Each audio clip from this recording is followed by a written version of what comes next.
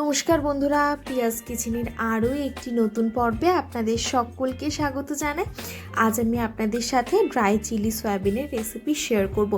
রেস্টুরেন্টের মতো এই স্টার্টার রেসিপিটা আপনারা বাড়িতেই কিভাবে বানিয়ে নিতে পারবেন সেটাই চলুন ঝটপট দেখে নেওয়া যায়।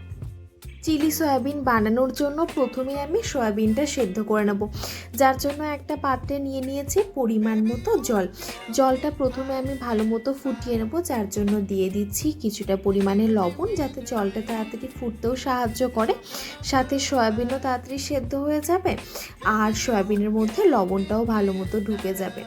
জলটা ভালো মতো ফুটে উঠেছিল, তারপরেই দিয়ে দিলাম মেজারিং কাপের 1 কাপ পরিমাণে সয়াবিন। দেখুন সয়াবিনটা বেশ ভালো মতোই ফুটে উঠেছে। এই সময়ে গ্যাসের ফ্লেমটা লো টু মিডিয়ামে করে 4 থেকে 5 মিনিট সময়ের জন্য এরকমভাবে সয়াবিনটাকে একটু সেদ্ধ করে নেব। তারপর গ্যাসের ফ্লেমটা অফ করে ঢাকা দিয়ে সয়াবিনটা রেখে দেব মোটামুটি 15 থেকে 20 মিনিটের জন্য। সয়াবিন মোটামুটি সেদ্ধ হয়ে ফুলে উঠেছে, এবারে গ্যাসের ফ্লেমটা আমি অফ করে ঢাকা দিয়ে রেখে দিচ্ছি। 10 থেকে 15 মিনিট সময়ের জন্য তো সয়াবিনটা ঢাকা দেওয়া ছিল। তারপর আমি ভালো মতো সয়াবিনটা 2 থেকে 3 বার জল পাল্টে ধুয়ে নিয়েছি। তারপর সয়াবিনের মধ্যে যে অতিরিক্ত জলটা ছিল সেটা আমি হাত দিয়ে নিংড়ে এরকমভাবে একটা সয়াবিনগুলো বাটিতে রেখেছি। এখন সয়াবিনটা ম্যারিনেট করে নেব। ম্যারিনেট করার জন্য আমি প্রথমেই দিয়ে দিচ্ছি স্বাদ অনুযায়ী লবণ।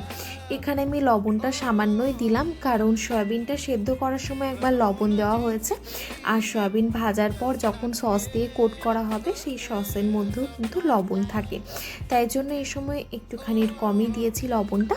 তারপর দেখুন দিয়ে দিচ্ছি 2 চামচ মতো আদা রসুন আর কাঁচা লঙ্কার একটা পেস্ট। তারপর সাথে দিয়ে দিচ্ছি 1/2 চামচ মতো গোলমরিচ গুঁড়ো, 1/2 চামচ কাশ্মীরি রেড চিলি পাউডার, 1 চামচ রেড চিলি সস, একটা ডিম, 1.5 টেবিল চামচ মতো ময়দা, 3 টেবিল চামচ কর্নফ্লাওয়ার।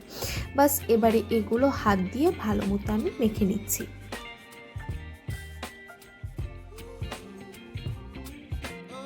মনে হচ্ছে কোটিংটা একটু কম হয়েছে, তাই জন্য আমি এখন 1.5 চামচ মতো ময়দা আর একটু অ্যাড করে দিচ্ছি। সয়াবিন কোট করার পর এবারে আমি সয়াবিনটা ভেজে নেব, যার জন্য দেখুন কড়াই ভালো মতো গরম করে নিয়ে দিয়ে দিয়েছি পরিমাণ মতো রিফাইন তেল ভালো মতো গরম করে নিয়ে গ্যাসের ফ্লেমটা মিডিয়ামে করে তারপর এবারে একে একে আমি সয়াবিনগুলো ছেড়ে দিচ্ছি। এগুলো আমি এখন লালচে করে ভেজে নেব। গ্যাসের ফ্লেমটা মিডিয়ামে করে সয়াবিনগুলো আমি 5 থেকে 6 মিনিট সময়ের জন্য ভেজে নেব।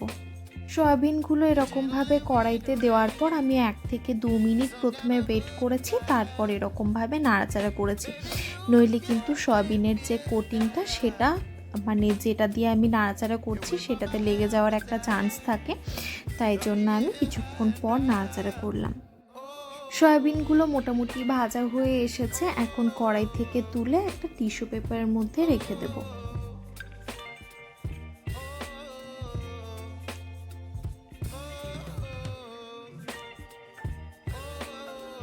বাকি সয়াবিনগুলো আমি একই রকমভাবে ভেজে নেব।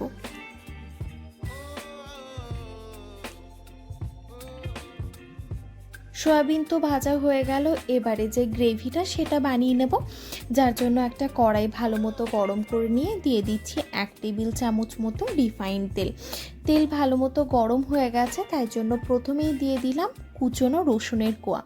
এখানে আমি 20টা রসুনের কোয়া এরকমভাবে কুচো করে কেটে নিয়েছি, আর সাথে দিয়ে দিলাম 2টো কাঁচা লঙ্কা। আপনারা ঝালটা নিজেদের স্বাদ অনুযায়ী দেবেন।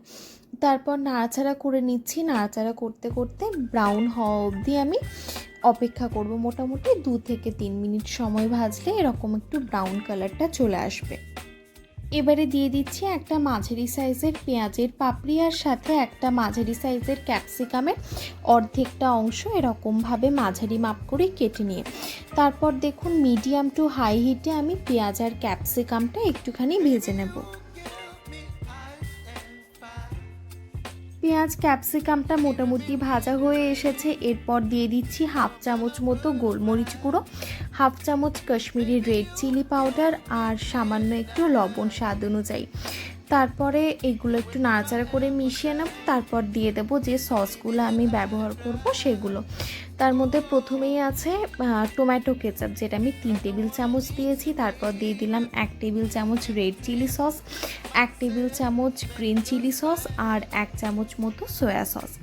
এখন সসগুলো নাড়াচাড়া করে ভালো মতো মিশিয়ে নিচ্ছি। দিয়ে দিচ্ছি একদম সামান্য একটু গরম জল। নাড়াচাড়া করে জলটা ভালো মতো মিশিয়ে নিয়ে হাই হিটে একটু ফুটিয়ে নিয়ে তারপর দিয়ে দেবো কর্নস্টার্চটা।